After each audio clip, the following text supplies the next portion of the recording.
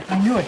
Knew Dan's what? the most dangerous animal of all. I knew that. I heard that from somewhere. The most dangerous game. Welcome to Watch Mojo, and today we're exploring mystery movies incorporating true events that may take some creative liberties, but get the most important things right. Spoiler alert, real-life murderous schemes will ensue.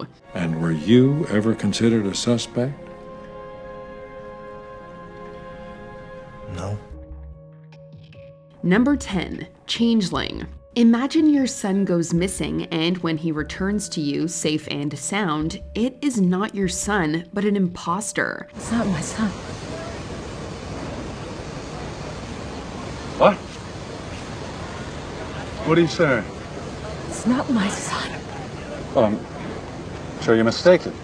I'm not mistaken. And the authorities believe you have mental health issues for not recognizing your son. This chilling, award-winning drama about police corruption is actually based on real events, specifically the 1928 Wineville chicken coop murders. The real Walter had been killed by a molester. I can't tell you what you want to hear, Mrs. Collins. Why not? Because I don't want to go to hell with a lie on my lips. See, I did my penance. And I asked God to forgive me, and he did. Although the film does have some composites, most characters are based on the actual people involved. The film's faithfulness to its incredible premise even had critics believing the film was completely fictional. Would it were so? Your son did a brave thing, Mrs. Collins. You should be very proud of him. I am. Number 9, Boston Strangler. This film follows the true story of journalist Loretta McLaughlin, who broke the story of serial killer, the Boston Strangler, in the 60s. Nice work, kid.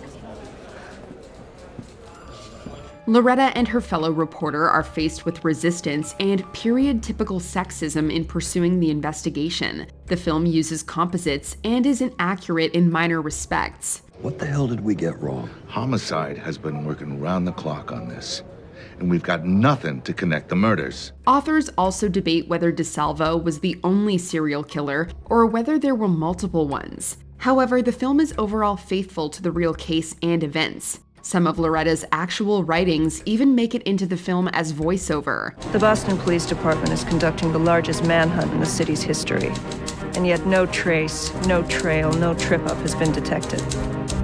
Without sharing evidence, police may overlook a common denominator.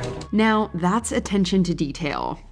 Number 8, Mississippi Burning. This grim tale of the eternal struggle for civil rights is based on an all-too-real story. I'm Special Agent Ward, and I'm in charge of this case.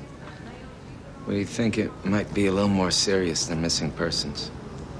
I don't think so, boy. In fact, you know what I think it is? It's a publicity stunt cooked up by that Martin Luther King fella. In the film, as in real life, FBI agents investigate the mysterious disappearance of 3 civil rights activists after they are arrested by the local police force. While the film was praised by critics, backlash over the film's focus on the white characters followed its release. Who should we be talking to? Moya. You should start with the sheriff's office. Why aren't you afraid? How come you ain't? Though the film took liberties in depicting the actual crime and investigation, the film's depiction of Southern hostility and racism was right on the money. We'll handle this. We don't need your damn help. Ain't right having blood on Main Street. How'd that look on the TV news? The county jail's ties to the Ku Klux Klan is also very much true. Number 7, Memories of Murder. This South Korean film by Bong Joon-ho, the director of Parasite, is predictably hard-hitting. 뭔 사진을 들여다보고 있냐, 자판만 날아가시지. 얘들 얼굴을 다 보다 보면은 어느 순간에 감이 딱 와. Based on the first real-life serial murders in Korea, the film follows local detective Park Do-man in attempting to solve the mystery. Park struggles with police incompetence, lack of forensic technology, and clashes with his partners. Unfortunately, the crime was unsolved at the time of the film, but Bong Joon-ho uses that fact to create an unsettling ending. 내가 죽였다. 내가 다 죽였다.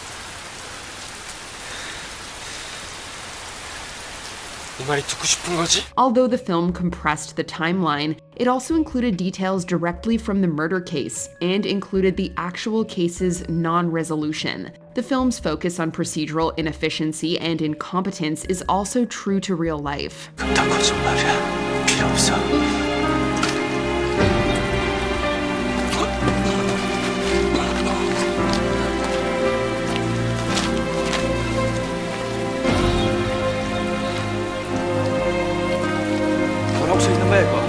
Number 6. Fire in the Sky. Aliens aren't real. Or are they?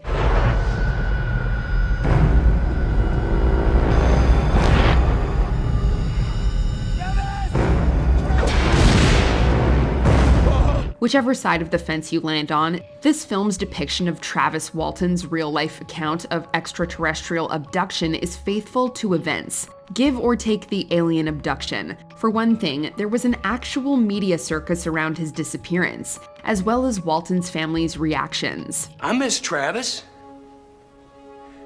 Just like you. I miss him bad. But I can't help what happened. I can't change what I saw. I wish I could. While the film does depict the aliens as real through flashback, the actual abduction scenes are not true to Walton's account, with the director deciding they were too far-fetched. Though the film ultimately does land on the side of aliens, the terrestrial details, as far as anyone can tell, are true to life. What are you getting at, Frank? It just seems to me that this whole thing is a very well-planned and executed hoax. Hoax? For God's sake, why would they want to do that? Number 5. Chinatown. This award-winning classic film has this sterling accolade: fidelity to its real-life inspiration. Well, it won't hold. I won't build it. It's that simple. I'm not going to make the same mistake twice.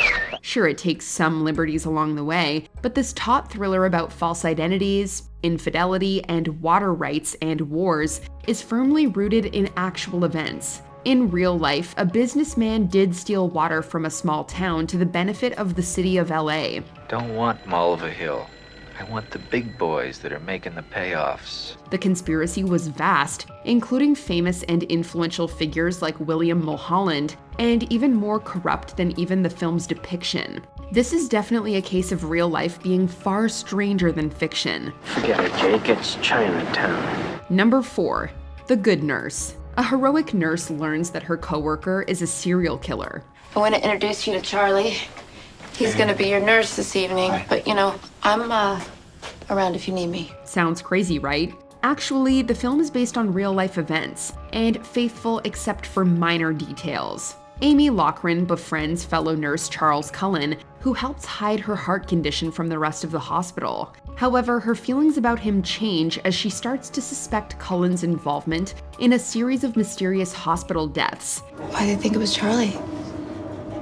They didn't. But we used to get codes every night. Sometimes 2 or 3, and then after he left, we got like only 1 a month. The film focuses only on Cullen's final murders and arrest due to Lochran's investigation. Even better, the real Lochran herself was a consultant on the film. Even the film's inaccuracies were for a good reason. The victims' names were indeed changed in the movies to prevent re-traumatizing their families. We know there's others.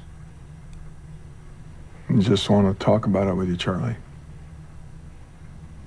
I can't. I'm not meant to talk about patients without the hospital lawyers. But you don't work there anymore, Charlie. You can say whatever you want. All in all, a truthful recounting. Number 3. All Good Things. The mysterious disappearance of the wife of a real estate heir and suspected murderer forms the premise of this 2010 film. We went to the lake for the weekend, and I put her on the train, go back into the city that evening, and that was the last time I ever saw her. Though based on the real-life Robert Durst, the film changed all the names and is all in all loosely based on the true crime. Or is it? As you know, Catherine Marks has been missing now for 5 days. David, her husband, is very distraught, and so he's asked that I speak to you on his behalf. 5 years after the movie's release, Durst himself came out in support of the movie, saying how much he enjoyed it and admitted the film was spot on about how he did the murders. Talk about an endorsement. To this day, Durst's wife's whereabouts are unknown. Hopefully, it's somewhere far away from her husband. I just kind of want to disappear for a little while. Number 2. In Cold Blood. Truman Capote's true crime classic received a famously true crime film adaptation. But it's the real thing, and it's going to get us 10,000 real dollars by tonight. 400 miles west of here. Big Daddy Clutter's place. In Cold Blood portrays the murders of the Clutter family by 2 men in Kansas. The film is largely faithful to the book. Capote even chose the director, Richard Brooks, for the adaptation, and was struck by the resemblance the 2 actors had to the murderers. You're good. You're really good. Smooth. No sweat, no strain. You're an artist, boy. Brooks was indeed committed to realism, shooting it in almost documentary-style black and white. He even filmed many scenes in the same locations in Kansas, including the real-life Clutter house. Though Capote's research was not perfect, the film's dedication to realism made this seminal film really true to life. So, who killed the Clutters? Before we continue, be sure to subscribe to our channel and ring the bell to get notified about our latest videos. You have the option to be notified for occasional videos or all of them. If you're on your phone, make sure you go into your settings and switch on notifications. Number 1. Zodiac. The notorious Zodiac killings remain one of the United States' most infamous cases to this day. Another letter. More of the same.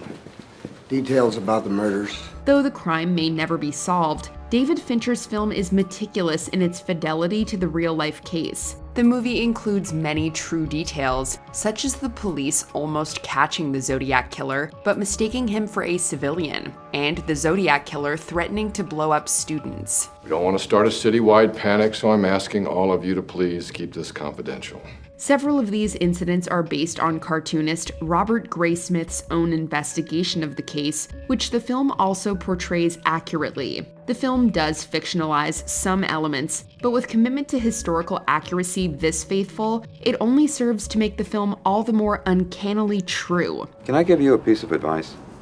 You're looking in the wrong place. Handwriting, fingerprints, that's what this whole thing's about.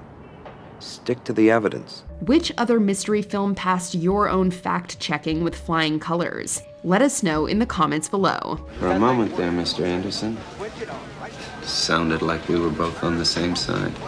Did you enjoy this video? Check out these other clips from WatchMojo and be sure to subscribe and ring the bell to be notified about our latest videos.